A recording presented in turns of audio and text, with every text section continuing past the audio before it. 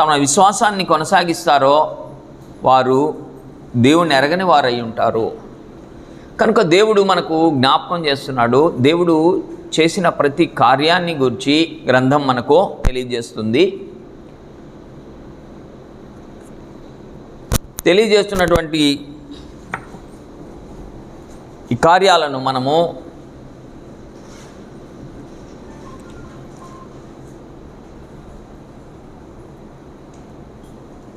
చాలా జాగ్రత్తగా మనము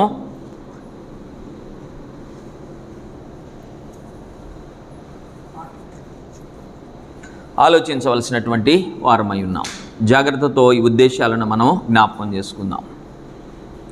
రోమీలకు రాసిన పత్రిక 8వ అధ్యాయంలో ఆత్మ యొక్క నియమాన్ని గురించి మనము చదువుకున్నాం. మొదటి వచనంలో అంటాడు, రోమీలకు రాసిన పత్రిక 8వ అధ్యాయము మొదటి వచనాల్లో, కాబట్టి క్రీస్తు యేసునందున్న వారికి ఏ శిక్షా విధియో లేదు.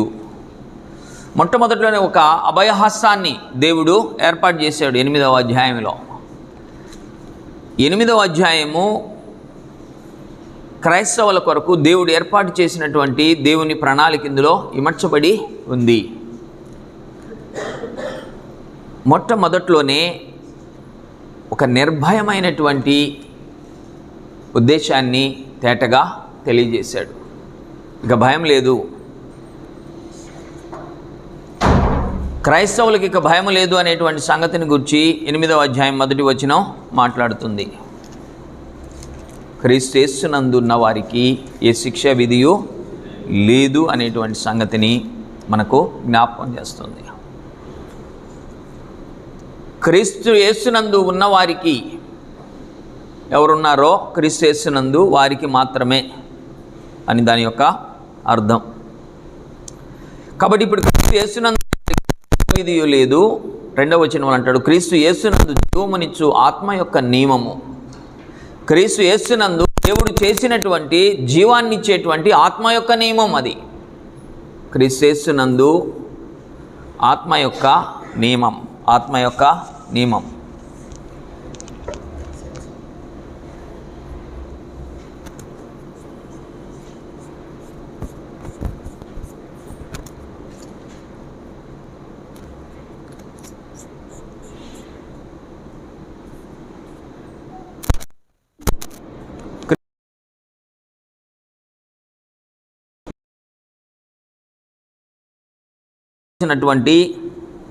ఆత్మ యొక్క నియమం. ఈ యొక్క ఆత్మ యొక్క నియమంలో జీవాన్ని పొందడానికి ఆత్మను ఏర్పాటు చేసేటువంటి సంగతిని గురించి అర్థమవుతుంది.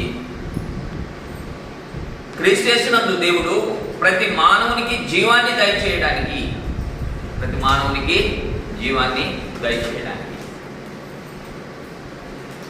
ఈ యొక్క ఏర్పాటు జరిగింది.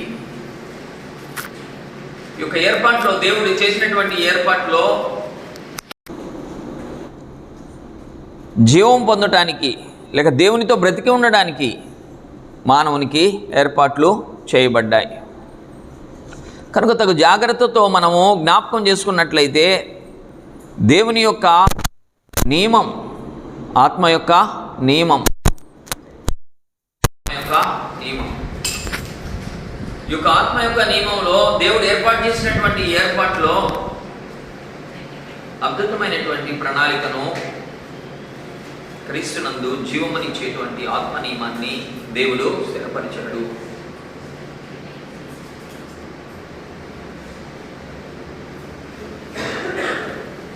మనం జ్ఞాపకం చేసుకుంటున్నాము, దేవుని యొక్క ఏర్పాటులో, సృష్టి నిర్మాణంలో దేవుడు చేసినటువంటి యొక్క ఏర్పాట్లలో క్రీస్తు యేసును పరిశుద్ధాత్మను వినియోగించి అద్భుతమైనటువంటి సృష్టిని నిర్మించినటువంటి దేవుడు మానవుల మేలు కొరకై చనిపోయినటువంటి మనుషులను బ్రతికించడానికి క్రీస్తు యేసునందు జీవమును ప్రసాదించాడు. ఆ జీవమును ప్రసాదించుట కొరకై పరిశుద్ధాత్మ ద్వారా ఏర్పాటు చేసినటువంటి ఏర్పాటులో పరిశుద్ధాత్మ అనేటువంటి బహుమానాన్ని మానవ హృదయంలోకి చొప్పించి దేవుని సముఖము నుండి బయలుదేరినటువంటి జీవము ప్రభువైన క్రీస్తు ద్వారా మానవులు సమృద్ధిగా అనుభవించడానికి ఆత్మ యొక్క నియమమై ఉంది. ఈ యొక్క ఆత్మ యొక్క నియమంలో అద్భుతంగా పరిశుద్ధాత్మ పని కొనసాగింది. చూడండి, 3వ వచనం అంటాడు, శరీరమును అనుసరింపక. మనుషులు శరీరాన్ని అనుసరించి బ్రతికేటువంటి కార్యక్రమం, శరీరాన్ని అనుసరించి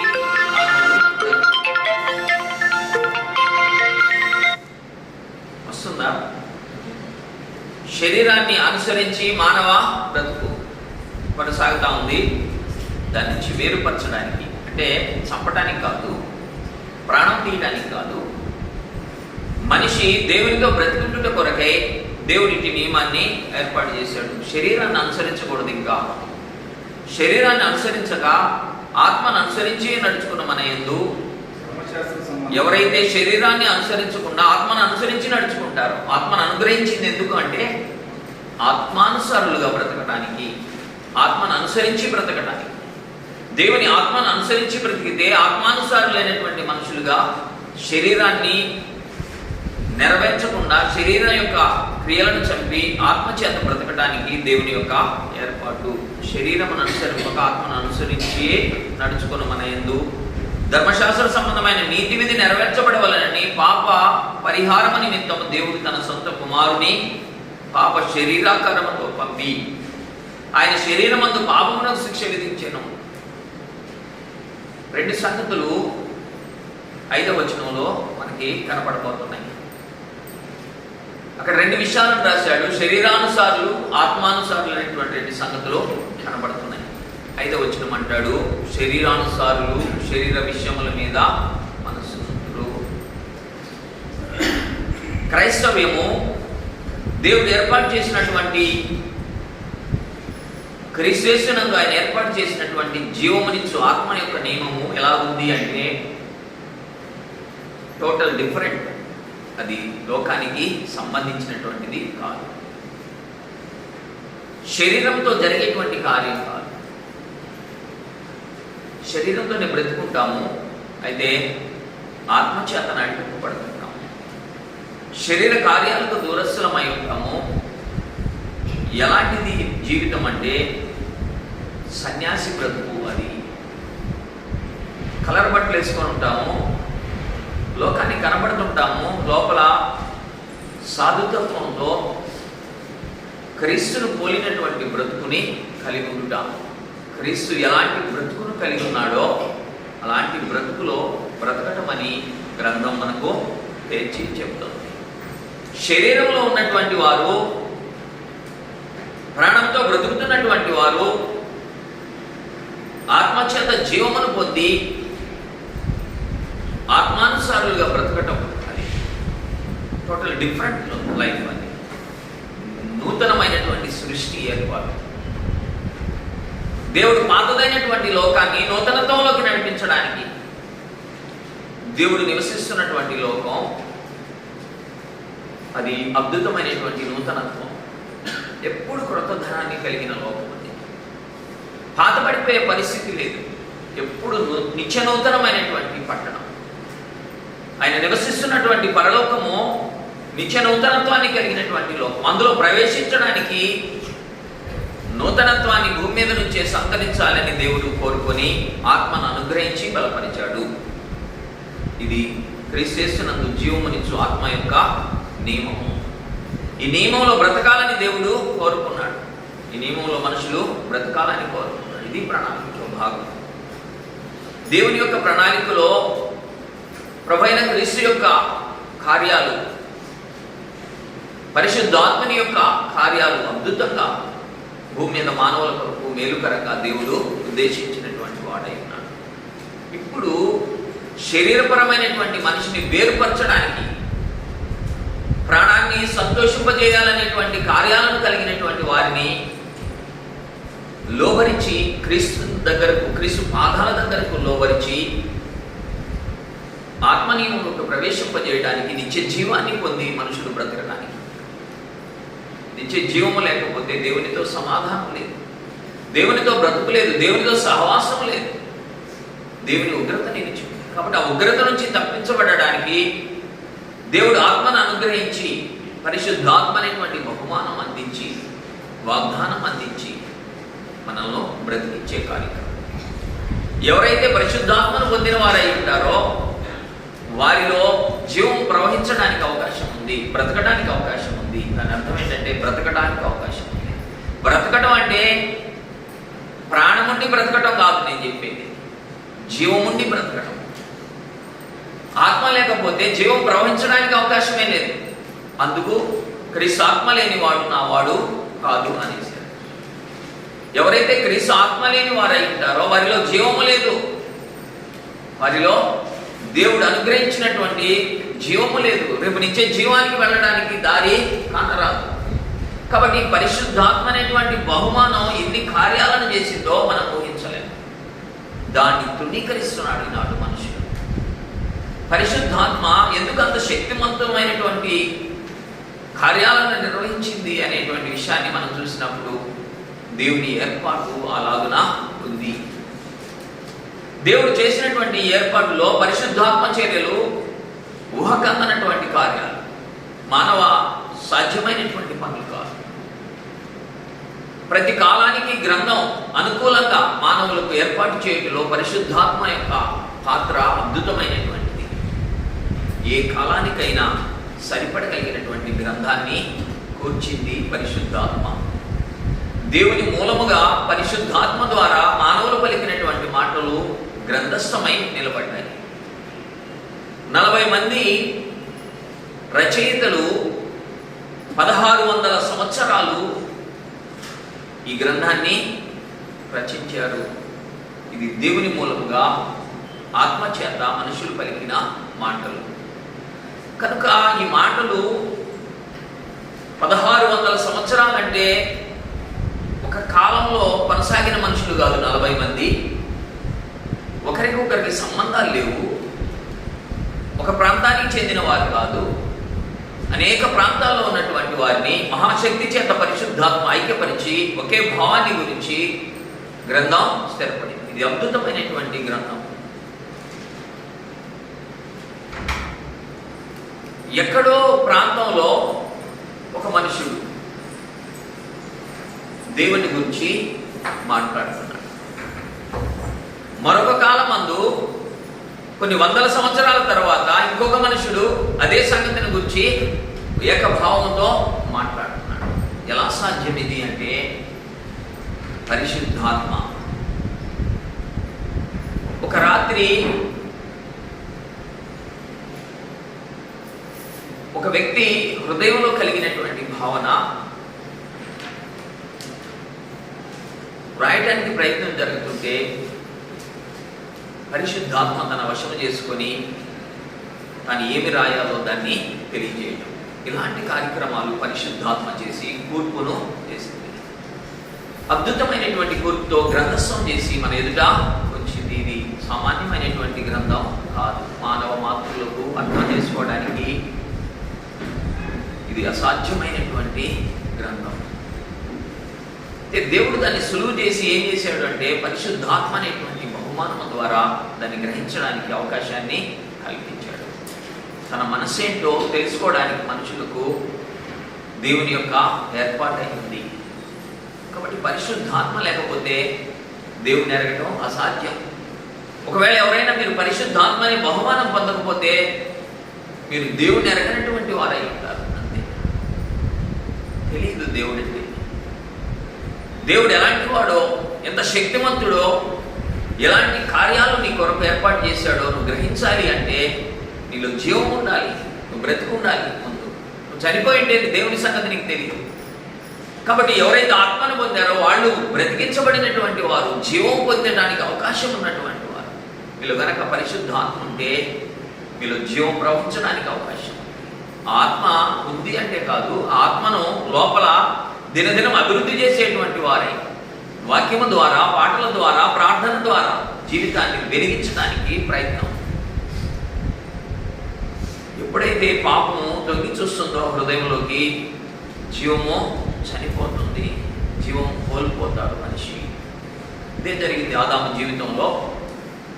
ఎప్పుడైతే ఆదాము అవిధేయుడై దేవునికి వ్యతిరేకై ప్రవర్తించాడో దేవునిలో నుండి ప్రవహిస్తున్నటువంటి జీవం కట్ చేయబడింది, చనిపోయాడు ఆదాము. అపవాది ఆదామును చంపింది. ఎలా చంపింది అంటే ప్రాణం తీసి కాదు, జీవాన్ని తీసి చంపింది. దేవునితో సంబంధాన్ని కోల్పోయేటట్టు చేసింది. దేవునికి దూరస్తుని చేసింది ఆదాము. భ్రష్టుడై ఆదాము అవిశ్వాసి 930 సంవత్సరాల కాలం అవిధేయుడిగా బ్రతుకుని కొనసాగించాడు. ఆ కుటుంబంలో అవ్వ, ఆదాము, కయ్యూను అనేటువంటి ముగ్గురు భక్తిహీనులు మొదటి కాలమందు భూమి మీద సంచరించారు. దేవుణ్ణి ఎరగనటువంటి వారే బ్రతుకుని గడిపారు. కనుక ఎలా చనిపోయాడు ఆదాము అంటే జీవము లేక, దేవుని ఆత్మ లేక చనిపోయాడు ఆదాము. క్రైస్తవులకు దేవుడు అనుగ్రహించినటువంటి అద్భుతమైన బహుమానం పరిశుద్ధాత్మ అనేటువంటి వరం. ఈ పరిశుద్ధాత్మ అనేటువంటి వరము ద్వారా పాప మరణముల నియమము నుండి తప్పించబడటానికి దేవుడు పరిశుద్ధాత్మను అనుగ్రహించి తనలో ఉన్న జీవాన్ని క్రీస్తు ద్వారా మనలోనికి ప్రవహింపజేస్తున్నాడు. ప్రతి దినం ఆయనతో బ్రతికి ఉండటం అంటే ఎలాంటి చెడు జీవితంలో కనపడకుండా ఆయనతో కలిసి బ్రతకడం, సమాధానంగా బ్రతకడం. ఎప్పుడు సమాధానం వస్తుంది దేవునితో నాకు అంటే, దేవుడు ఏమైతే కోరుకున్నాడో దాని ప్రకారం నా బ్రతుకు ఉండటం. ఏమైతే ఆయన కోరుకున్నాడో ఆ ప్రకారం నా బ్రతుకుంటే ఆయనతో సమాధానం ఉంది అని అర్థం. ఒకవేళ కానీ దానికి వ్యతిరేకంగా ప్రవర్తన జరిగితే మృతమైన స్థితిలోనికి వెళ్ళిపోతాను, దేవునితో సమాధానం ఉండదు. కాబట్టి దేవునితో సమాధానపరచబడి బ్రతకడానికి మనుషుల కొరకు దేవుడు ఇచ్చినటువంటి ఆత్మ యొక్క నియమము, జీవము ఇచ్చేటువంటి ఆత్మ యొక్క నియమం అని చూడండి. చదవండి కింద భాగంలో 5వ వచనంలో మనం చదువుకుంటున్నాం. శరీరానుసారులు శరీర విషయముల మీద మనస్సుంటులు, ఆత్మానుసారులు ఆత్మ విషయముల మీద మనస్సునంతులు. ఈ రెండు విషయాలను చెప్పాడు. శరీరానుసారులు ఏం చేయబోతుంటారంటే శరీర విషయాల మీద మనస్సు ఉంచుతారు. రేపు ఏం చేద్దాం, ఎల్లుండి ఏం చేద్దాం, ఆవులు ఎల్లుండి ఏం చేద్దాం, అమ్మాయికి ఏం సంపాదిద్దాం, అబ్బాయికి ఏం సంపాదిద్దాం, ఏ ఇల్లు కడదాం, ఏం కొందాం, ఇదే ఆలోచన భూమి మీద. దాని కొరకు ఎన్ని చేయరాని కార్యాలు చేయాలో అన్ని చేసి నిలబడతారు. ప్రయాసం, గాలిని పట్టుకుందామని ప్రయాసం. పట్టుకోగలడా? గాలిని పట్టుకోలేడు. గాలిని పట్టుకున్నట్టుంది ప్రయాసం. తన చేత గాలిని పట్టుకోవాలని ప్రయత్నం చేస్తాడు మనుషుడు, అయితే గాలిని పట్టుకోవడానికి అవకాశం ఉండదు. అలాగున్న మనుషుడు భూమి మీద తన ప్రయత్నాన్ని కొనసాగిస్తాడు. క్రైస్తవుడు టోటల్ డిఫరెంట్ పర్సన్. ఆత్మానుసారులు టోటల్ డిఫరెంట్గా ఉంటారంట. వాళ్ళు ఈ రోజే ప్రజెంట్ ఏంటి అనేది ఆలోచిస్తారు, రేపటి గురించి చింత లేదు. క్రీస్తు సంఘంలో భౌతికమైనటువంటి స్థితికి అవకాశం లేదు. మనుషులు భౌతికత్వాన్ని చూస్తున్నారు. లోకంలో ఉన్నటువంటి వారు లోకం వైపు చూస్తూ ఏమి సంపాదిద్దాం అనేటువంటి ఉద్దేశంలో భౌతికత్వం అనుకుంటున్నారు క్రైస్తవ్యం. ఒక ఇల్లు కట్టుకుంటే దేవుడు మమ్మల్ని భలే ఆశీర్వదించాడండి అన్నారు. ఒక వ్యక్తి ఒక కారు కొంటే దేవుడు భలే ఆశీర్వదించాడండి అన్నారు. అది దీవెన అనుకుంటున్నారు మనుషులు. అయితే క్రీస్తు యేసునందు జీవమునిచ్చు ఆత్మ యొక్క నియమంలో భౌతికత్వానికి తావు లేదు అని గ్రంథం తెలియజేస్తుంది. శరీరానుసారులు ఆలోచిస్తారు అలాగున. శరీరానుసారులు శరీర విషయంలో ఏదో మనసు ఉంచుతారు. వాళ్ళు తన ప్రాణాన్ని సంతోషపరచడానికి ప్రయత్నం జరుగుతుంది. అయితే ఆత్మ నియమంలో ఆత్మను సంతోషింపజేసే దిశగా ఆత్మానుసారులుగా బ్రతుకుని కొనసాగించాలని ఈ పాత ఉద్దేశాన్ని క్రొత్త ధనంలోకి మార్చేశాడు. ద న్యూ టెస్టిమెంట్, క్రొత్త నిబంధన చట్టంలో పాత నిబంధనలో ఉన్నటువంటి భౌతిక దీవెనలను పక్కకు నెట్టి ఆత్మ నియమంలోనికి మార్చివేశాడు. భౌతికమైనటువంటి దీవెన కాదు దేవుడిస్తానన్నటువంటి దీవెన దేవునితో సహవాసము, పరలోక రాజ్య ప్రవేశం. అద్భుతమైనటువంటి దేవుని సమాధానకరమైనటువంటి జీవితాన్ని, నిత్య జీవాన్ని ప్రసాదించడానికి దేవుని ఏర్పాట్లు చేసి ఉంచాడు. యోహాను సువార్తలో 3వ అధ్యాయం 16వ వచనంలో అందరికీ నోటెడ్ అయినటువంటి వాక్యము, దేవుడు లోకమును ఎంతో ప్రేమించాడు. యోహాను సువార్త 3వ అధ్యాయం 16వ వచనంలో దేవుడు లోకమును ఎంతో ప్రేమించెను. ఎంత ప్రేమించాడో దేవుడు లోకాన్ని.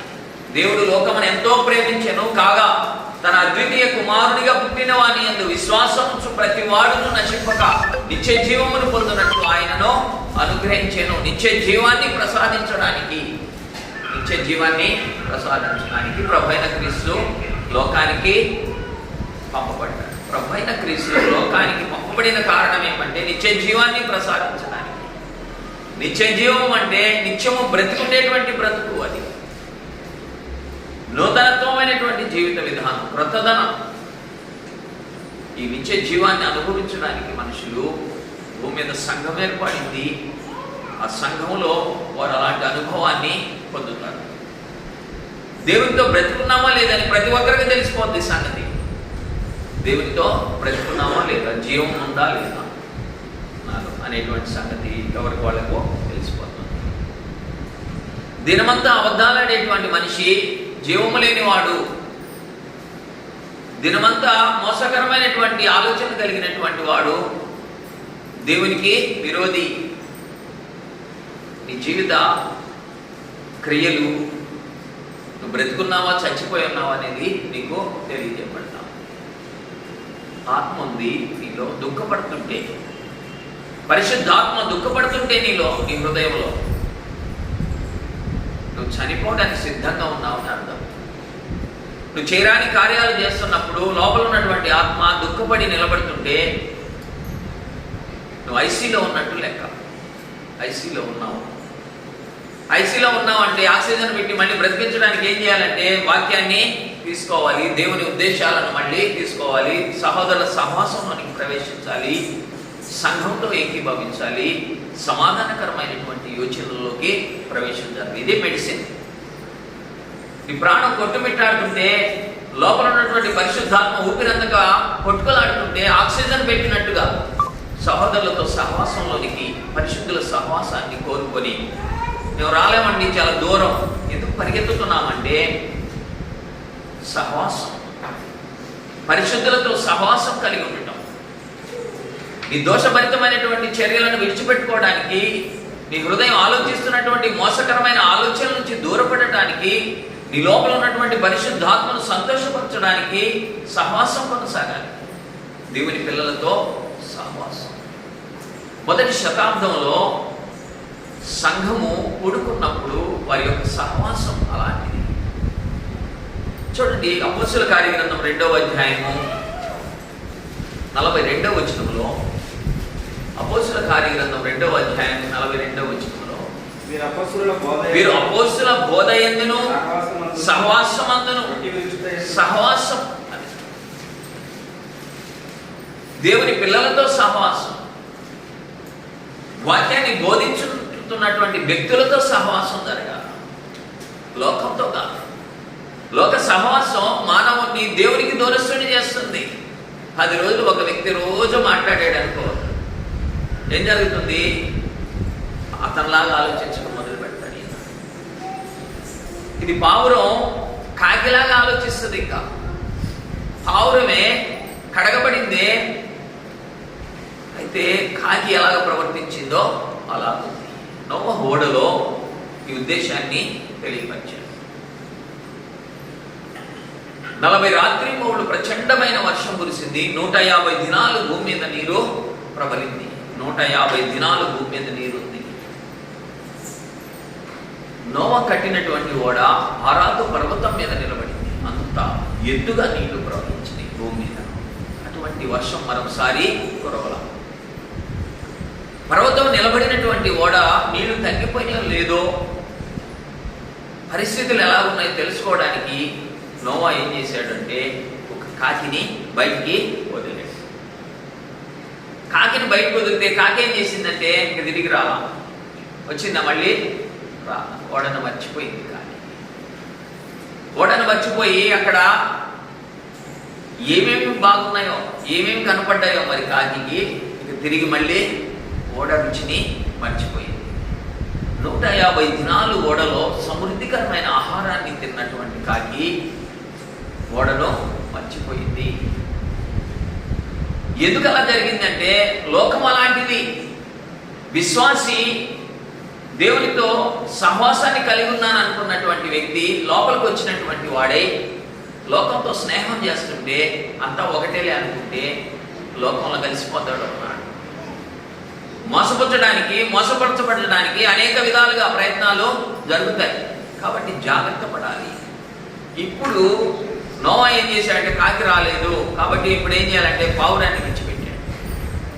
పావురం యొక్క స్వభావం చాలా అద్భుతంగా చూపించాడు.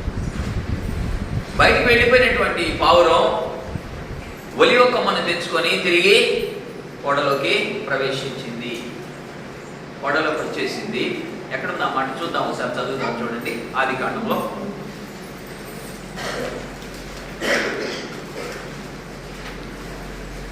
త్వరగా ఆదికాండము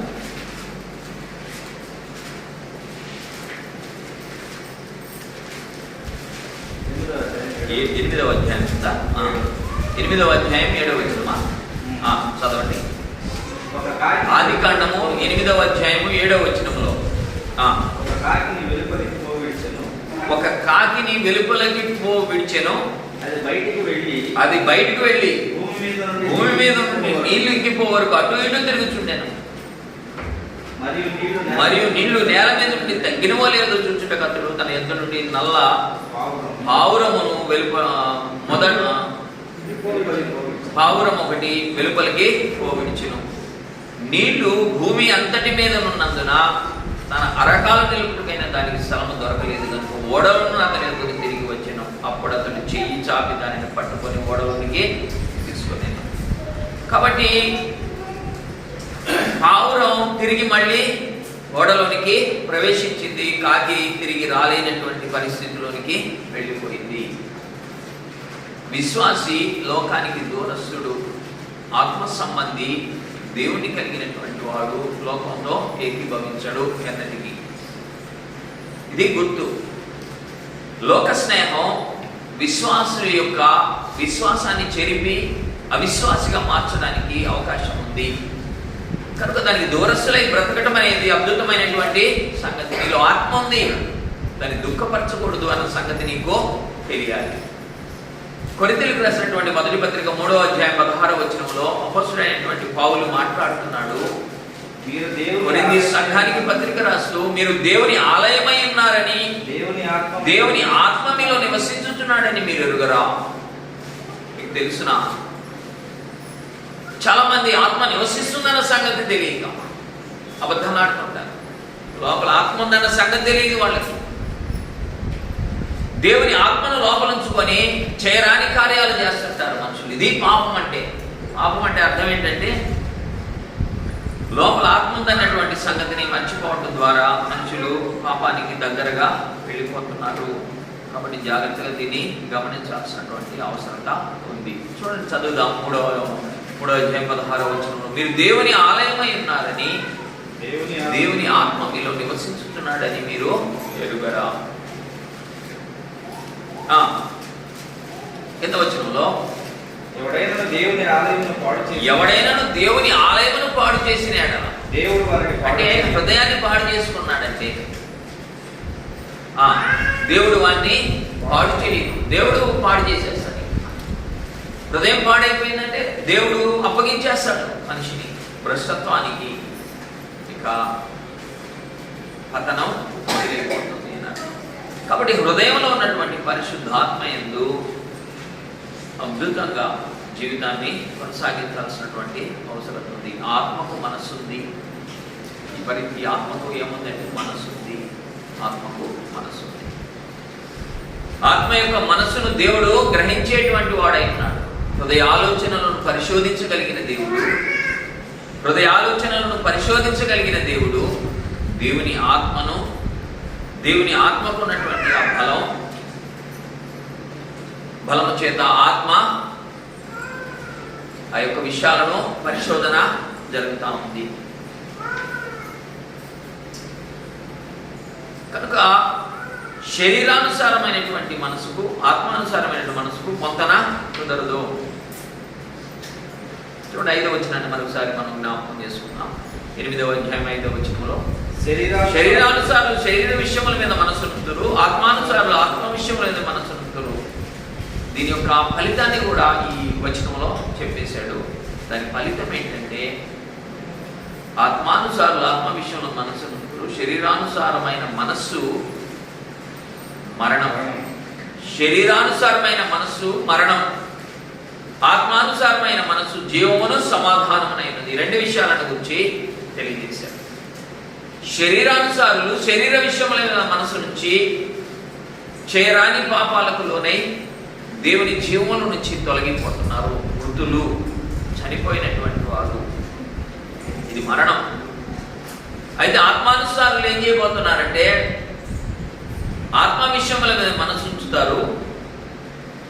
ఆత్మానుసారమైన మనసు ఏంటంటే జీవమును సమాధానమునైనది.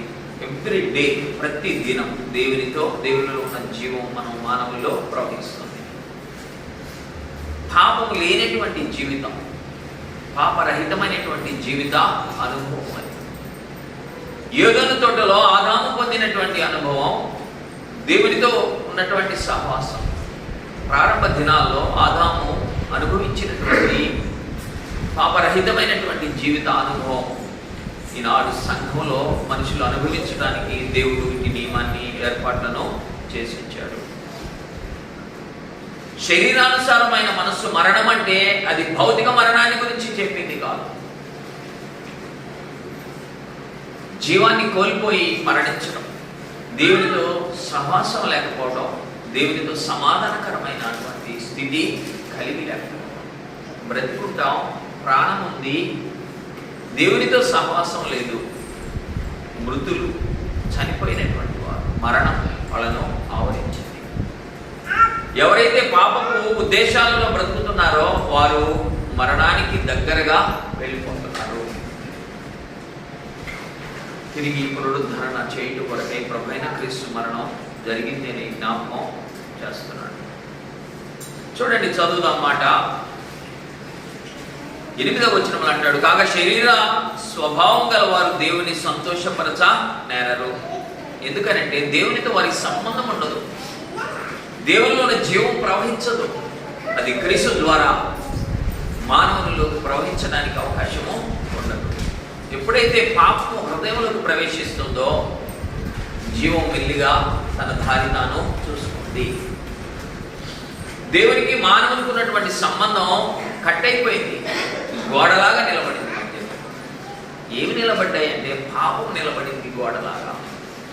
దేవునికి మనిషికి మధ్యన పాపం గోడలాగా నిలబడితే యువతల పక్కన మనిషి పెట్టేటువంటి కేక అవతల వైపునున్న దేవునికి వినపడదు, ఇక ఫలితం కొనసాగదు. దేవుడు అంటే ఎరగడం, దేవుడు అంటే ఎరగడం. ఇది మరణం అంటే.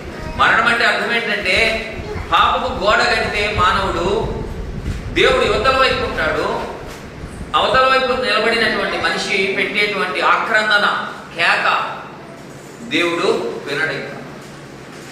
చనిపోయిన వాటితో ఆయనకి సంబంధం ఉండదు. చాలా కఠినమైనటువంటి ఉద్దేశం. నేను పరిశుద్ధుడను, మీరు పరిశుద్ధులుగా ఉండండి అన్నాడు. మీ పరిశుద్ధతను కోల్పోయినటువంటి కాలంలో నాతో మీకు సంబంధం ఉండదు. ఆదాముతో అదే చెప్పాడు ఆయన. ఆదామా, ఈ ఫలము తిన్నావంటే నువ్వు నిత్యంగా చస్తావు. చచ్చినా పర్వాలేదని తిన్నాడు ఆదాము, చచ్చిపోయాడు. ఇక సంబంధం లేదు దేవుడు, ఇక సంబంధం లేదు దేవుడు. చూడండి 59వ అధ్యాయంలో యెషయా గ్రంథంలో గోడ కట్టిన మానవుడు, పాపముతో గోడ. చూద్దాం 59వ అధ్యాయము కీర్తన యెషయా గ్రంథము. రక్షింపక నేరక ఉన్నట్లు మొదటి వచనంలో 59వ అధ్యాయం మొదటి వచనంలో రక్షింపక నేరక ఉన్నట్లు యెహోవా హస్తములు కురుచ కాలేదు, విననేరక ఉన్నట్లు ఆయన చెవులు మందము కాలేదు. మీ దోషములు మీకును మీ దేవునికి అడ్డుగా వచ్చినాయి. దోషాలు అడ్డుగా నిలబడుతున్నాయి, దేవునికి మానవునికి మధ్యన దోషాలు ఉన్నాయి. 2వ వచనంలో అంటాడు, మీ పాపములు ఆయన ముఖమును మీకు మరుగుపరిచాడు. పాపాత్మలను చూడడు ఆయన, పాపాత్మల యొక్క మనవి ఆలకించడు ఆయన. పాపం చేసే మనిషి చేసే ప్రార్థన దేవుడి సముఖానికి పోవడానికి అవకాశం లేదు. దేవుడు పాపుల మనవి ఆలకింపడు. యోహాను సువార్తలో రాశాడు ఈ మాట, దేవుడు పాపుల మనవి ఆలకించేవాడు కాదు. చాలా మంది ప్రార్థన చేస్తుంటారు, అయ్యా నేను పాపిని పాపిని పాపిని అంటుంటారు ప్రార్థనలో. ఆయన అంటాడు, నేను వినను వినను వినను అంటాడు ఆయన. ఇది గుర్తు. నువ్వు పాపంలోనే ఉన్నానని తెలిసి మళ్ళీ ప్రార్థన చేసావు అనుకో, ఆయన వినే పరిస్థితి లేదు. అలా నాకు పాపం లేదు అన్న ధైర్యం భావం నీలో ఉంటే నువ్వు ప్రార్థన చేయడానికి అర్హుడివి. నీ చేతులు కనుక రక్తం అంటకుండా శుభ్రంగా ఉంటే, లేకపోతే నీ చేతులు చెడును అంటుకోకుండా శుభ్రపడి ఉంటే నువ్వు ప్రార్థన చేయడానికి అర్హుడివి. పాపం లేని వాడు అయితే, పురుషులు పాపం లేని వాళ్ళు అయితే ప్రార్థన చేయడానికి అవకాశం ఉంది. నువ్వు కోపడుతూ, నువ్వు సనుక్కుంటూ, నువ్వు అవిశ్వాసిగా ఉంటూ, లేకపోతే నమ్మకం దేవుడంటే నమ్మకం లేని వాడిగా ఉంటూ, అయ్యా కాపాడు కాపాడని ఆపద మొక్కులు మొక్కుతున్నావు అనుకో, దేవుడు అంగీకరించే పరిస్థితి ఉండదు. కాబట్టి చాలా జాగ్రత్తగా ప్రార్థన చేయడానికి ప్రయత్నం చేయాలి. మీ మనవి ఆలకించడు అంటున్నాడు. చూడండి, మీ పాపములు ఆయన ముఖమును మీకు మరుగుపరిచాను గనుక ఆయన ఆలకింపక విన్నాడు. మీ చేతులు రక్తము చేతను, మీ వేళ్ళు దోషముల చేతను అపవిత్రపరచబడి ఉన్నవి. మీ పెదవులు అబద్ధములాడుచున్నవి, మీ నాలుక కీడును మాట్లాడుచున్నది. కాబట్టి ఇలాంటి దుశ్చర్యలతో కాలాన్ని గడుపుతున్నటువంటి మనుషుల యొక్క మనవి దేవుడు ఆలకించడానికి అవకాశం ఉండదు.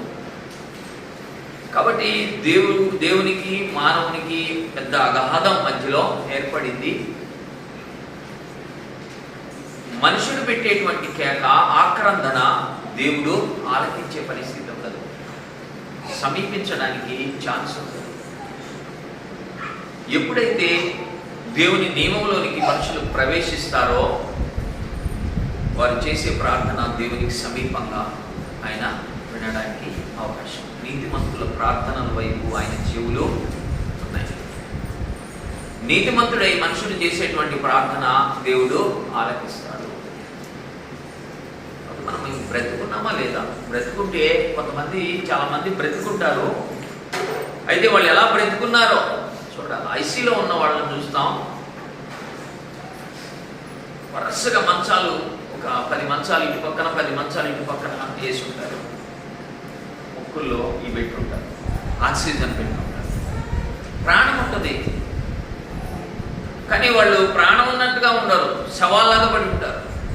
అలాగున మనుషులు దేవునితో సహవాసాన్ని కోల్పోయి వృద్ధులై లోకంలో తిరుగుతూ ఉంటారు. తిరిగి జీవాన్ని పునరుద్ధరించడానికి ప్రభైన క్రీస్తును, పరిశుద్ధాత్మను దేవుడు ఏర్పాటు చేశాడు. ఇది క్రీస్తునందు జీవమునిచ్చు ఆత్మ యొక్క నీవు. క్రీస్తు యేసును లోకానికి పంపి జీవప్రదాతగా ఆయనను నిలిపి ఆయనలో ఉన్నటువంటి జీవాన్ని మానవునిలోనికి ప్రవేశింపజేయడానికి దేవుని యొక్క ఏర్పాటు. అయితే దాన్ని గ్రహించగలిగినటువంటి వారెవరు? యోహాను సువార్తలో 1వ అధ్యాయము 4వ వచనంలో ఈ మాట రాయబడింది. యోహాను సువార్త 1వ అధ్యాయము 4వ వచనంలో, ఆయనలో జీవముండెను, ఆ జీవం మనుషులకు వెలుగై ఉండెను, ఆ వెలుగు చీకటిలో సంచరిస్తుంది. చీకటి అంటే పాపం. పాపములో వెలుగు కనపడతా ఉంది. దాన్ని అందుకునేటువంటి వారెవరు? దాన్ని గ్రహించగలిగినటువంటి వారెవరు? వెలుగు కావాలని కోరుకునేటువంటి వారెవరు? ఆ జీవాన్ని పొందుకోవడానికి ప్రయత్నం జరిగేటవారు? పాపంతోనే మనిషి దేవుని సమీపిస్తూ ఉంటాడు. పాపంతోనే దేవుని సమీపం, దేవుని దగ్గరకు సమీపిస్తుంటాడు మనిషి. అది వెలుగు. ఆ వెలుగు దగ్గరకు రావడానికి ప్రయత్నం జరగాలి. ఆ ప్రయత్నం ఎలా ఉండాలంటే చీకటిని వదులుకొని మనిషి బయటకు రావాలి. చీకటిలో నుండి ఆశ్చర్యకరమైన వెలుగులోనికి ప్రవేశం. కాబట్టి చీకటిని వదులుకోలేనటువంటి వాడు వెలుగును గ్రహించలేడు అన్నాడు. ఆయనలో జీవం ఉండెను, ఆ జీవం మనుషులకు వెలుగైంది. వెలిగించడానికి, జీవము ద్వారా మనిషిని వెలిగించడానికి, బ్రతికించడానికి.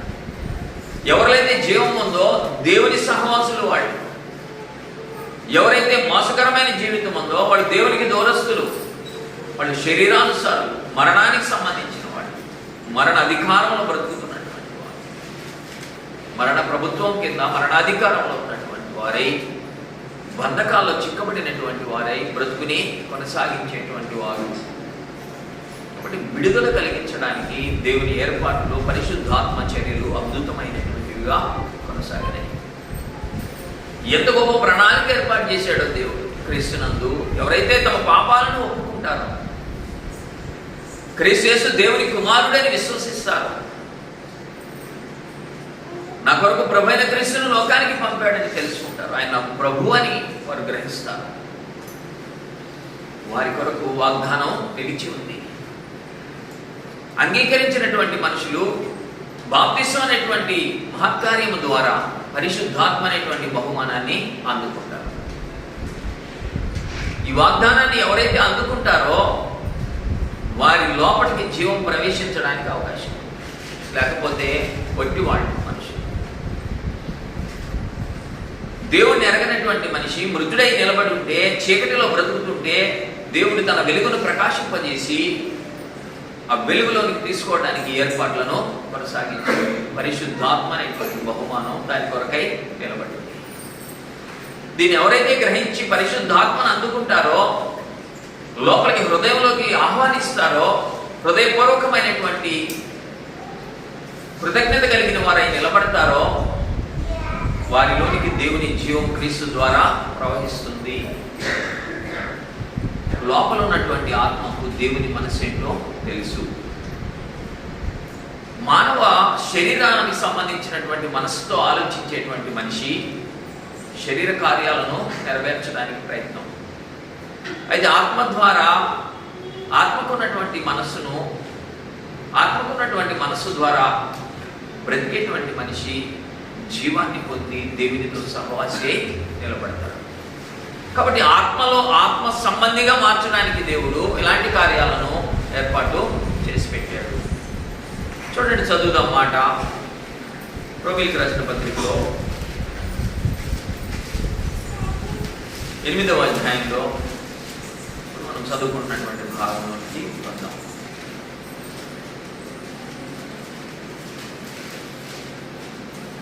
8వ వచనం, కాగా శరీర స్వభావం గల వారు దేవుని సంతోషపరచనేరరు.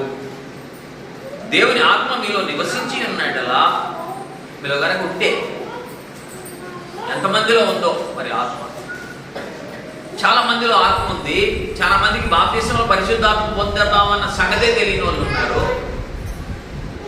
పరిశుద్ధాత్మ బాప్తిసం ద్వారా దొరుకుతుందన్నటువంటి సంగతి తెలియని మనుషుల్లో ఆత్మ లేదు. ఒకవేళ అలాంటి బాప్తిసం ఎవరైనా పొందుంటే అది చెల్లుబాటు అయ్యేది కాదు.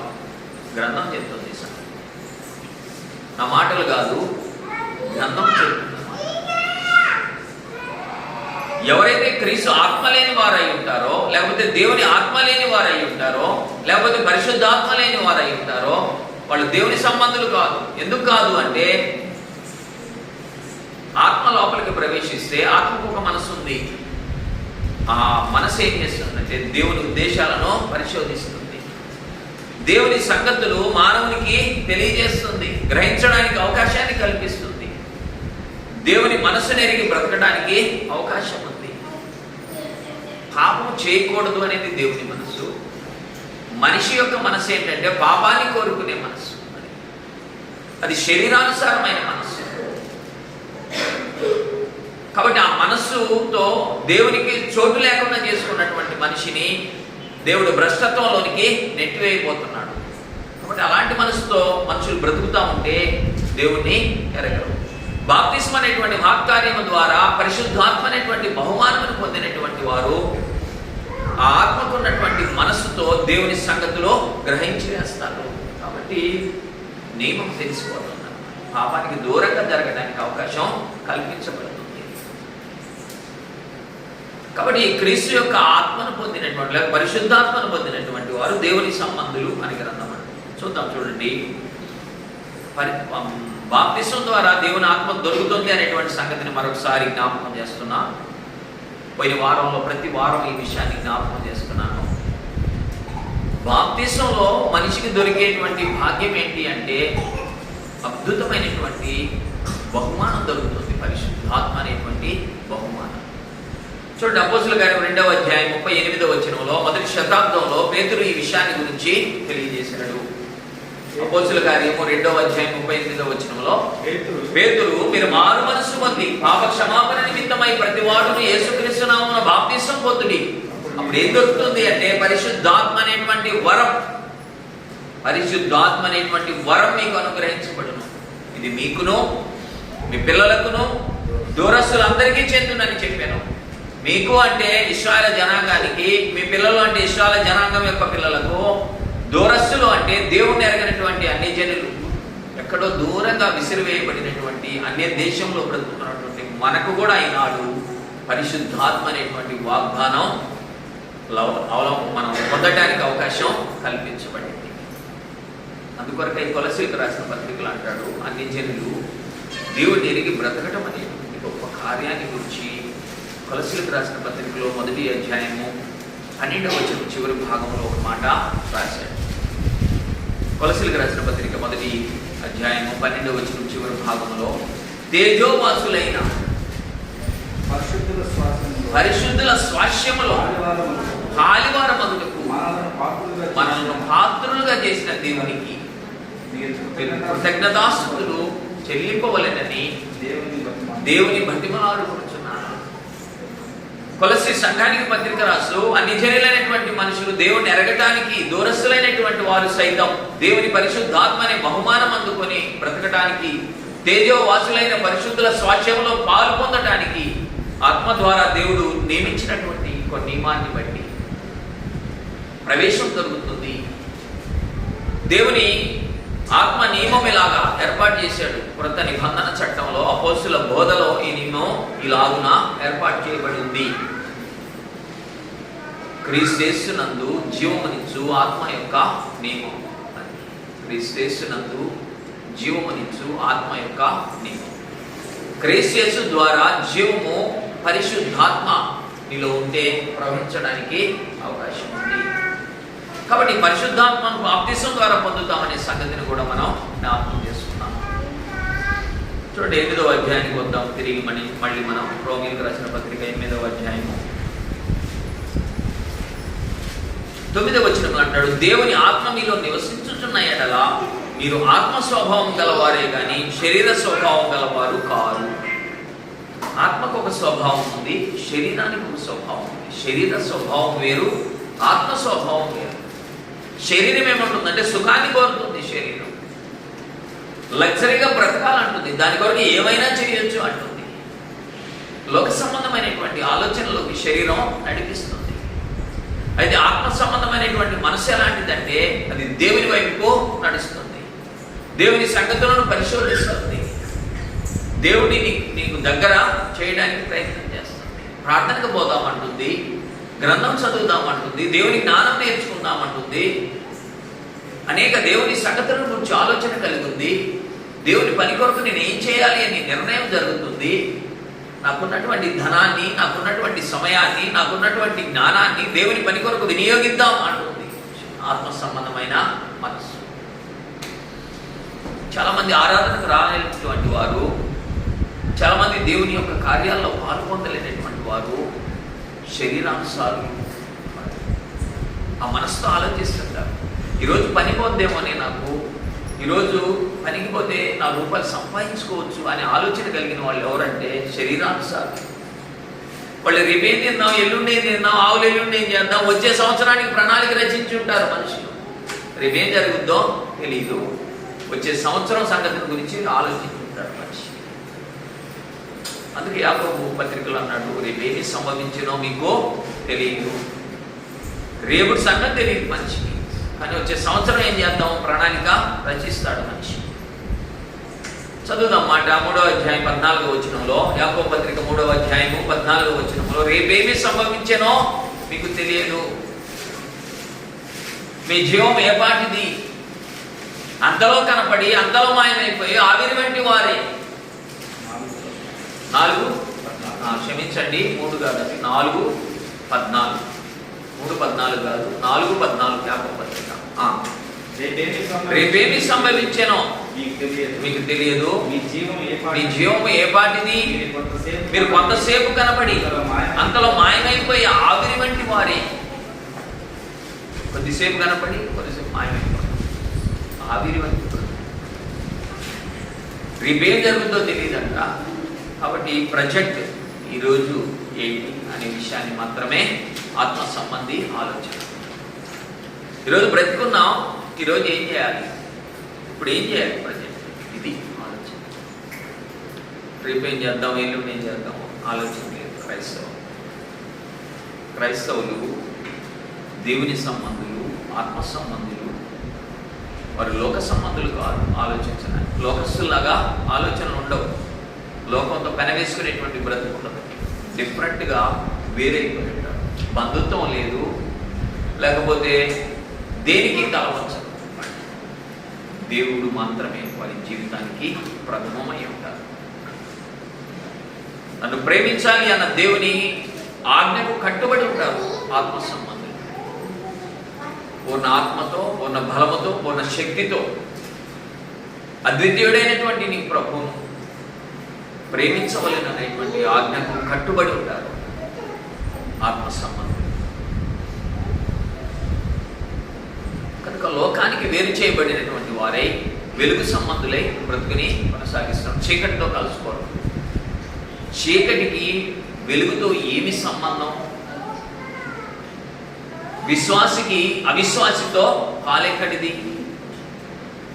క్రీస్తుకు బెలియాలతో ఏమి పొట్టు? కనుక సంబంధం ఉండదు. క్రీస్తు ప్రభుకు బెలియాలతో సంబంధం ఉండదు. వెలుగుకు చీకటితో సంబంధం ఉండదు. విశ్వాసికి అవిశ్వాసితో పాలుండదు. కాబట్టి అవి వేరు చేయబడి ఉంటాయి. కాబట్టి చాలా జాగ్రత్తగా మనం బ్రతకాల్సినటువంటి అవసరత ఉంది. ఏదైనా ఒకటి కాదు, ప్రత్యేకించబడినటువంటి జనసమూహమై ప్రత్యేకమైన జీవితాన్ని కొనసాగించాలని దేవునికి ఏర్పాట్లు చేసి ఉంచాడు. కాబట్టి ఇది ఒక నియమం, ఇది ఒక ఏర్పాటు. ఈ ఏర్పాట్లు ప్రవేశించిన వాళ్ళు ఇలా స్థిరులై నిలబడాలి. వీళ్ళు ఆత్మ సంబంధులు అని పేరు. దాని యొక్క ఫలితం ఏంటంటే సమాధానమును, జీవమనే ఉన్నది. ఆత్మ సంబంధులు ఏం పొందబోతున్నారంటే సమాధానం, దేవునితో సమాధానం, నిత్య జీవాన్ని అనుభవించడానికి అర్హత. కనుక అద్భుతమైన లోక సంబంధులు శరీరానుసారులు ఏం జరుగుతుందంటే మరణం. దేవునితో సంబంధాన్ని కోల్పోయి గోడగా నిలబడిపోయిందంటే అటు ఇటు సంబంధం ఉండదు. యువతల పక్కన ఉన్న మనిషి అనుకుంటాడు దేవుడు దేవుడు దేవుడు అంటాడు, అవతల పక్కన దేవుడు అంటాడు నేను ఎరగను ఎరగను అంటాడు. ఒకరికొకరికి సంబంధం ఉండదు. మీరు దేవుని ఎరిగిన వారును మరి విశేషంగా దేవుని చేత ఎరగబడిన వారని ఎవరికి చెప్పాడు అంటే ఆత్మ సంబంధులకు చెప్పాడు మాట. ఆత్మ సంబంధి కాని వాడు, శరీర సంబంధి అయినటువంటి వాడు దేవుణ్ణి ఎరగని వాడు. కాబట్టి వినపడదు మాట. గలతీయులకు రాసిన పత్రికలో 4వ అధ్యాయంలో 9వ వచనంలో మీరు దేవుని ఎరిగిన వారు, ఇరుపక్షంగా సంబంధం కలిగినటువంటి బాంధవ్యం, దేవునితో సహవాసం అంటే దేవునితో ఇరుపక్షాల బాంధవ్యం కలిగినటువంటి భావం అది. 9వ వచనం, ఇప్పుడు మీరు దేవుని ఎరిగిన వారును మరి విశేషముగా దేవుని చేత ఎరగబడినటువంటి వారునై ఉన్నారు. మరి విశేషముగా దేవుని చేత ఎరగబడి ఉన్నారు. దేవుడికి కూడా తెలుసు నేను. అయితే గోడ యువతలు ఉన్నటువంటి వ్యక్తి పాపాన్ని గోడగా కట్టుకున్నాడు, యువతల పక్క నిలబడ్డాడు. నిలబడి దేవుడు దేవుడు దేవుడు అంటుంటాడు. అవతల పక్కన దేవునికి వినపడదు మాట. సంబంధం లేదు. వన్ వే ట్రాఫిక్ అయిపోయింది. వన్ వే ట్రాఫిక్ పోతా ఉంది, ఎదురుకి ఎవరు రావడానికి వీలు ఉండదు. అలాగైపోయింది పరిస్థితి. ఒకటే పోతా ఉంటాడు, అవతల సంబంధం ఉండదు. దేవునితో ఎలాంటి సంబంధం ఉండదు. ఓకే, నేను భక్తిపరుణ్ణి, దేవుని కలిగి ఉన్నాను అనుకుంటుంటాడు మనిషి. దేవునికి ఆ సంగతి తెలియకుండానే వెళ్ళిపోతా ఉంటాడు. ఇరుపక్షాల సంబంధం ఉండదు. కాబట్టి భక్తిపరులు, ఆత్మ సంబంధులు ఏం చేస్తారంటే దేవునితో సంబంధాన్ని, ఇప్పుడు మీరు దేవుని ఎరిగిన వారు, మరి విశేషముగా దేవుని చేత ఎరగబడినటువంటి వారు. దేవుడు నాకు తెలుసు, అదే సమయంలో దేవునికి నేను కూడా తెలుసు. ప్రభువైన క్రీస్తు ఒకనాడు అడ్డగించే పరిస్థితి లేదు, ఆహ్వానించే పరిస్థితి ఉంది. నా తండ్రి ఎదుట వారిని నేను ఒప్పుకుంటాను అన్నాడు ఆయన. వారు జయించినటువంటి వారు కనుక నా తండ్రి ఎదుట వారిని నేను ఒప్పుకుంటాను. కాబట్టి అద్భుతమైనటువంటి జీవితం, దేవునితో సహవాసం, ఇది ఆత్మ సంబంధులకు దేవుడు అనుగ్రహించినటువంటి బహుమానం. కాబట్టి అద్భుతంగా దేవునితో సహవాసాన్ని కలిగి ఉండడానికి ఏర్పాట్లు దేవుడు ఆత్మ ద్వారా అనుగ్రహించినటువంటి వాడు అని మనం జ్ఞాపకం చేసుకుంటున్నాం. చదువుతాం మాట 8వ అధ్యాయంలో. మీరు దేవుని ఆత్మ మీలో నివసించి ఉన్న ఎడల, 9వ వచనంలో, దేవుని ఆత్మ మీలో నివసించి ఉన్న ఎడల మీరు ఆత్మ స్వభావం గలవారే కానీ శరీర స్వభావం గలవారు కాదు. ఎవడైనాను క్రీస్తు ఆత్మ లేని వాడైతే వాడు ఆయన వాడు కాదు. ఆయన వాడు కాదు అంటే అర్థం ఏంటంటే, రెండో పక్షంగా ఏం నిలబడిందంటే అపవాది నిలబడింది. అపవాది సంబంధి అని అంటాం. శరీరానుసారులు అపవాది సంబంధులు అని అంటాం. కాగా ఎవడైనాను క్రీస్తు ఆత్మ లేని వాడైతే వాడు ఆయన వాడు కాదు. మరొకసారి చెప్తున్నా, క్రీస్తు ఆత్మ అన్నా, దేవుని ఆత్మ అన్నా, పరిశుద్ధాత్మ అన్నా ఒక్కటే. క్రీస్తు ఆత్మ లేని వాడు నా వాడు కాదు. 10వ వచనంలో, క్రీస్తు మీలోనున్న ఎడల మీ శరీరము పాప విషయమై మృతమైనది కానీ మీ ఆత్మ నీతి విషయమై జీవము కలిగి ఉంది. శరీర విషయమై మృతమైపోయి ఉంటారు, శరీర కార్యాల్లో మృతమై ఉంటారు, లేక పాపములో మృతమై ఉంటారు.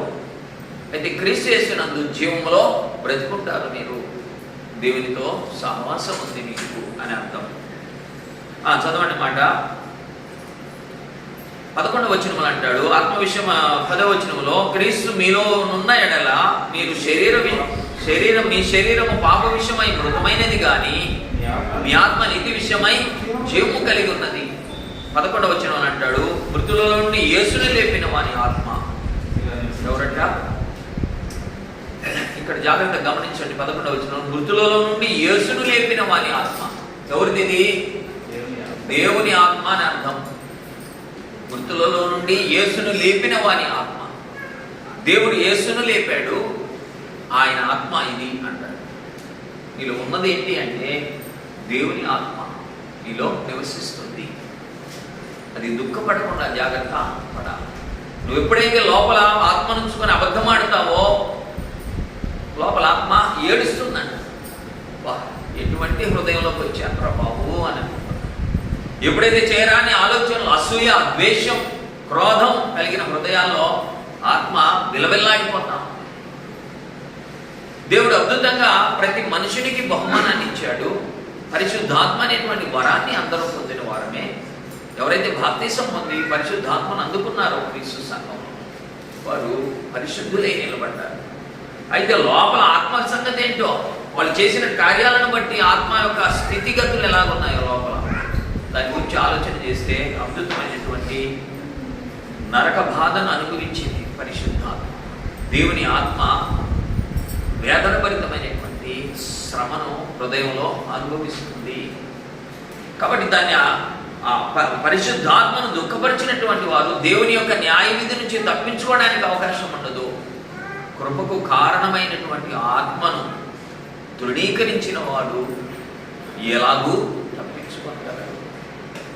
ఎలాంటి దండన మనకి నియమించబడి ఉందో చూడండి. ఒక మాట హెబ్రీయులకు రాసిన పత్రిక 10వ అధ్యాయము 29వ వచనంలో, హెబ్రీయులకు రాసిన పత్రిక 10వ అధ్యాయము 29వ వచనంలో, ఇట్లుండగా దేవుని కుమారుని పాదములతో దొక్కి పాపం చేసేటువంటి వారు దేవుని కుమారుని పాదాలతో దొక్కారు అన్నాడు. తాను పరిశుద్ధపరచుటకై సాధనమైన నిబంధన రక్తమును అపవిత్రమైనదిగా ఎంచి కృపకు మూలమగు ఆత్మను తృణీకరించిన వాడు. కృపకు మూలమగు ఆత్మ అది.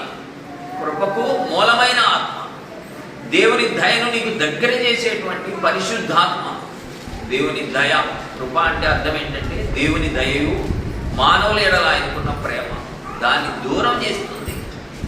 ఆ కృపకు కారణమైన ఆత్మను తృణీకరించిన వాడు అంటే లోపల ఆత్మ ఉందన్న సంగతి ఎరగని వాడై తాను చేయరాని కార్యాలు చేస్తుంటే, లోపల ఆత్మ దుఃఖపడుతుంటే దేవుడు సహించడు. ఈ పాపం నుండి మానవుడు తప్పించుకోవడానికి అవకాశాన్ని కల్పించడు. శిక్ష, దండన నిలబడి ఉంది. చదవండి కింద వచనంలో,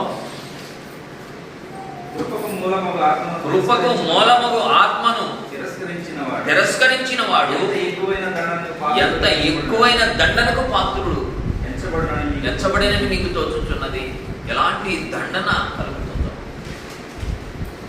ఆ దినమందు తప్పించుకోవడానికి ఎలాంటి అవకాశం ఉండదు. ఎక్కడో ఇక్కడ బతికే ఉండాలి మనిషి. మరణం లేనివాడు మనిషి. దేహం నుండి ప్రాణం వేరవుతుంది కానీ ప్రాణం నిత్యము బ్రతికే ఉంది. దానికి మరణం లేదు. ఆ ప్రాణం ఎప్పుడూ బ్రతికే ఉంది. చచ్చిపోవడానికి అవకాశం లేదు. అలాంటి ప్రాణం అది. అలాంటి ప్రాణం, దానికి చావు లేదు. దేహం రాలిపోతుంది, ప్రాణం నిలిచి ఉంది.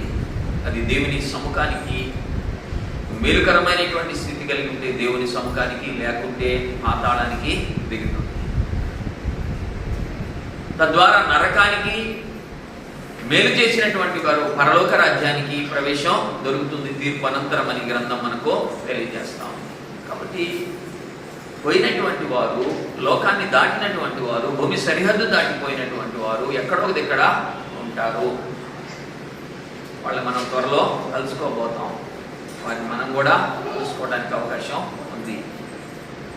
కాబట్టి ఒకనాడు ఇలాంటి కార్యక్రమాలు జరగబోతాయి. కాబట్టి మనం జాగ్రత్త పడి భూమి మీద ఉన్నప్పుడు దేవుడు ఏర్పాటు చేసినటువంటి ఏర్పాటులో ఇలాంటి కార్యక్రమాలు కొనసాగుతూ ఉన్నాయి.